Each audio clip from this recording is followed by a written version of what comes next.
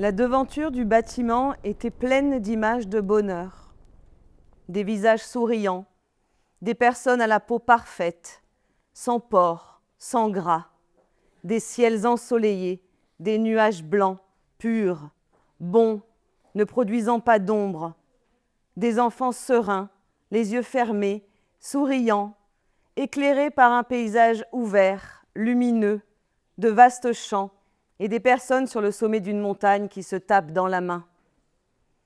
Et divers mots de bienvenue comme « Entrez dans le respect »,« Venez trouver la paix » et des questions. Comment s'aimer soi-même? Comment prendre soin des autres? Comment pardonner? Comment cultiver des relations saines et authentiques? Et puis une question tout au-dessus, celle que j'avais lue sur le prospectus. Voulez-vous être sauvé? Et plus bas, comme un sous-texte, voulez-vous être heureux? Est-ce que je voulais être heureuse? À cette question d'apparence rhétorique, je trouvais bizarre de répondre « oui ». Répondre « oui ». Oui, allez, je veux être heureuse. Je veux le bonheur pour moi, malgré l'état du monde. La cruauté, l'indifférence et la bêtise. Oui, je veux être heureuse et je veux rire au sommet d'une montagne en tapant dans la main d'une amie. Oui, s'il vous plaît, brûlez des zones de mon cerveau, empêchez mes réflexions personnelles afin que je sois heureuse. Je veux être heureuse, même artificiellement. Je veux un sourire figé comme sur ces images. Je veux que l'expression de ma figure représente la joie. Et par conséquent, je veux donner des conseils aux gens, les pauvres gens qui ne sont pas heureux, car ils ne sont pas heureux. Et même quand ils se croient heureux, ils ne sont pas vraiment heureux. Car ils sont heureux dans les plaisirs, ils sont heureux de la mauvaise bannière. Je veux représenter le bonheur, je veux convaincre les autres en représentant le bonheur, je veux m'en convaincre moi-même et pour m'en convaincre, j'en parlerai, je dirai ce qui m'a convaincue. Je veux sourire devant mon miroir jusqu'à ce que mon visage accepte le sourire. Ou bien, à la question « Voulez-vous être heureux ?», je pourrais répondre « Non ». « Oh non, merci. Je préfère baigner dans le malheur jusqu'à la fin des temps. »« Non, merci. Je suis pressée. J'ai d'autres choses à faire. Et j'aime mon malheur. D'ailleurs, c'est trop bête, le bonheur. Écoutez-moi ce mot, ce B, ce N, bobo, neuneu. Je ne suis pas débilette. Ce sont des préoccupations que je n'ai pas. Ou bien, à la question « Voulez-vous être heureux ?» je pourrais finalement répondre « Ok ». Alors on me donnerait un mot, peut-être un seul mot, une seule solution, et je ressentirais au fond de moi ce qu'on appelle le bonheur, et qu'on considère comme le résultat de la satisfaction de vœux. Je n'avais pas de vœux, car moi je n'avais rien. Mais si j'imaginais dans ma vie la satisfaction de tous les vœux communs, trouver l'amour, avoir autour de soi des amis qui vous aiment, disposer d'une situation sociale satisfaisante, ce qui veut dire à la fois honorifique et gratifiante, ou bien faire fortune, recevoir les félicitations du monde, être célébré, vivre dans la passion, etc. Quand j'imaginais la satisfaction pleine et complète de tous ces vœux, je ne sentais qu'un vide. Les fins sont atteintes, j'ai trouvé l'amour, j'ai des dizaines d'amies dévouées, souriantes, et je dispose d'une situation sociale satisfaisante. Je reçois des signes de gratification de manière régulière, j'ai fait fortune, le monde me félicite, j'aide les pauvres gens, j'ai réussi, je vis de ma passion. Mais en réalité, on m'a trompée. Tout ce dont je rêvais, je n'en rêvais pas. Tout ce que je voulais, je ne le voulais pas. Je ne l'ai jamais voulu. Ce désir n'est pas venu de moi. Je ne sais pas ce que je veux. Je n'ai pas eu le temps de vouloir. Je n'en ai pas eu l'occasion. Tout ce que j'ai cherché au fond de moi, je ne l'ai jamais voulu.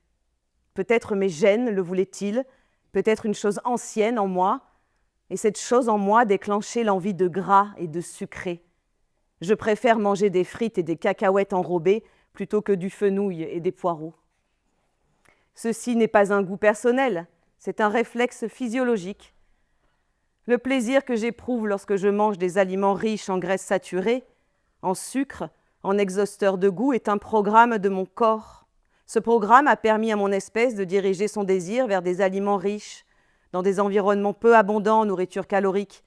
De même, le dégoût que j'éprouve à la vue d'un plat de blettes cuites à l'eau n'est que le fruit de mon programme. Cette sensation de dégoût a protégé mon espèce en la dissuadant d'ingérer des denrées avariées, des aliments nuisibles. Ce programme adaptatif n'a de valeur qu'en fonction de l'environnement dans lequel il s'exerce. Le fait d'aimer les aliments gras et sucrés dans un environnement où je les trouve en abondance ne m'est pas favorable. Il est bon qu'un papillon soit attiré par la lumière, car elle lui sert à s'orienter. Cependant, dans la profusion d'éclairage, le papillon crame son corps, il meurt. Comme j'aime le gras et le sucre, je préfère rêver dans mon coin plutôt que de prendre la parole face à des gens. La peur de parler en public est le fruit de mécanismes ataviques. C'est mettre en péril sa réputation, donc sa survie. Mettre en péril sa survie déclenche la terreur. Voici pourquoi nous tremblons, nous rougissons, au moment de prendre la parole devant nos semblables. La honte possède un sens historico-biologique. Elle prouve la bonne foi, celle où celui qui ressent de la honte est en train de dire « j'ai honte ». Ceci montre le besoin que j'ai de votre amour. Je vous offre ma honte en échange de mon non-alignement parfait sur les normes implicites. Je porte ma honte comme une offrande à l'ordre général. L'être humain s'adapte. Il fait jour, puis nuit, puis il fait froid, et il pleut. Il y a du bruit, puis du silence. Le corps s'adapte et réagit. Une vie sédentaire peut entraîner une atrophie musculaire et une diminution de la densité osseuse. L'exposition répétée à des pathogènes peut renforcer le système immunitaire. Les différences dans le régime alimentaire influent sur le métabolisme. De même, les comportements d'attachement sont des mécanismes biologiques enracinés. Ils favorisent la survie des enfants. Un enfant attaché à un adulte protecteur est plus susceptible de recevoir les soins nécessaires à sa survie. De la même manière que nous pleurons nos morts, nous aimons les frites. De la même manière que nous avons du mal à parler en public, nous tombons amoureuses. De la même manière que nous ressentons du dégoût à la vue d'un cil dans un yaourt, nous aimons l'harmonie des formes. Et ceci n'est pas nous. Pourtant, ceci est nous. J'ai remarqué ce fait. Tout ce que je suis censée vouloir, au fond de moi, je ne le veux pas. Que pourrais-je vouloir ? Il faut bien vouloir quelque chose dans la vie. Les personnes qui rêvent de grandes sommes d'argent vouent leur vie aux grandes sommes d'argent. Et lorsqu'elles obtiennent de grandes sommes d'argent, elles sont toujours les mêmes organes, les mêmes sensations, et elles ressentent un vide, pour ne pas dire un sombre ou une déception. Et les personnes dont le rêve est d'obtenir une attention sociale, leur nom et leur visage affichés vouent leur vie à l'obtention de l'attention sociale. Et lorsque leur visage est reconnu par les foules, elles sont toujours les mêmes. Tout est égal. Alors elles sentent un creux, un vide en elles, d'autant plus grand qu'il n'y a plus de but.